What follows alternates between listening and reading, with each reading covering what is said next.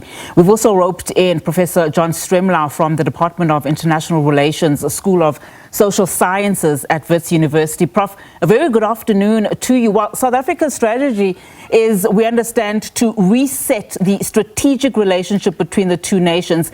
I can't imagine that this will be an easy bilateral meeting for Cyril Ramaphosa, given that, how Donald Trump has taken aim at South Africa since his second term. So with that in mind, what strategy should South Africa adopt, given just how internally focused and transactional in nature Trump's position has always been? I don't think you can talk about Donald Trump as an average U.S. president. He is extraordinary in his inability to reason, to tell the truth, to read at all. And Cyril Ramaphosa is a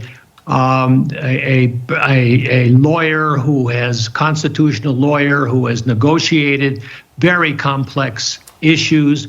He is cool, and he is assisted by an outstanding team of Parks Tao and Ronald Lamola and I guess Jonas James Jonas, Mississippi Jonas, and John Stenhausen, and he is going to present, I think, his views, and he will listen to Donald Trump. But I don't think this is going to be a major event that we will hang our hats on for the U.S.-South African relationship. It is important, a relationship, as you rightly point out, but it's going to have to transcend Donald Trump. And just staying on the geopolitical front, I mean, Trump has criticized South Africa's land reform policy and does not seem to be budging on this one.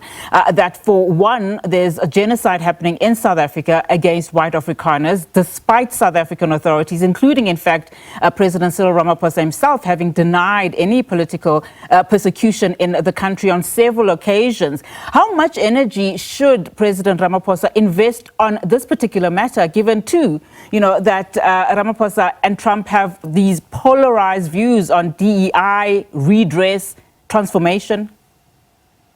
Well, to begin with, Cyril Ramaphosa's views are well-informed and well-grounded, and he is a man of enormous substance. Donald Trump doesn't read anything. He is very racist in his approach right now, but he primarily wants to stay out of jail and make money and out of the presidency.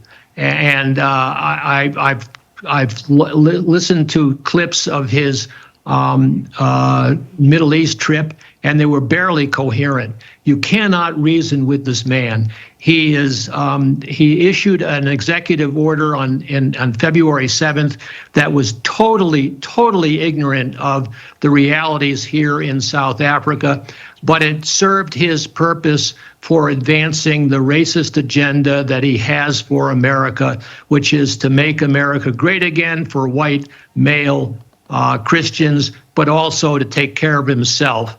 And he is a faux businessman and a false a leader who has bullied his way into the White House by appealing to people's prejudices. He got fairly elected, but if he had lost, he would have protested that the election wasn't fair. So, I mean, I observed the election, and it was fine.